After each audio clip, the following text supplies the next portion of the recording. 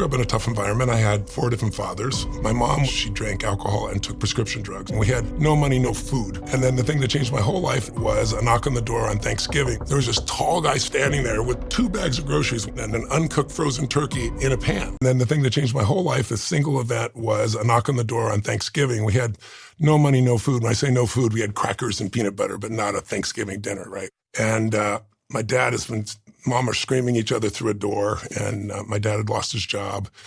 You get the knock on the door, and I go open the door, and there's this tall guy standing there with 2 bags of groceries, 1 in each hand, and at his feet, he had an uncooked frozen turkey in a pan, you know? And he said, "Is your father here?" And I was like, "Just one moment," you know? And I was like, it was Christmas morning, and so I go to my dad, and I go, "Hey, Dad, there's someone at the door for you." And he goes, "Who is it?" And I said, "I don't know, it's for you." He goes, "Well, you answer." I said, "I already did, it's for you."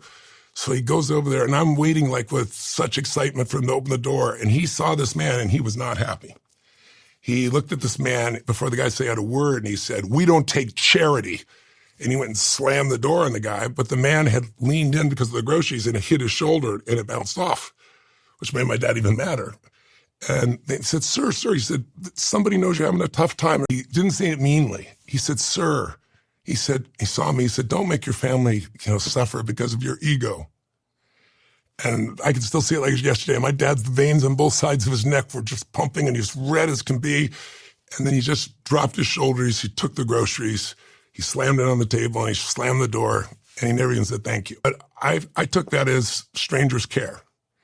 It completely violated everything I had experienced in my life up until that point. And my brain was like, if a stranger doesn't even want credit for this, and they fed my family on Thanksgiving, I got to care about strangers.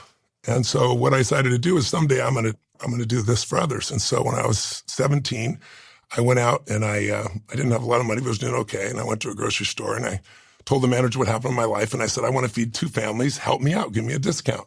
And he gave me 10% off. And I thought, cheap bastard, but I took it. I had the most enjoyable shopping. I took 2 shopping carts and just filled it up for 2 families. And then I called this church, and I said, "Who do you know that needs help but won't ask for it, won't come for it?" And they gave me 2 families' names. And so it's grown and grown and grown, all from not being fed. And so I see it as a blessing. I always try to help people say, how could you turn your worst day into your best day? That's when life is really magical.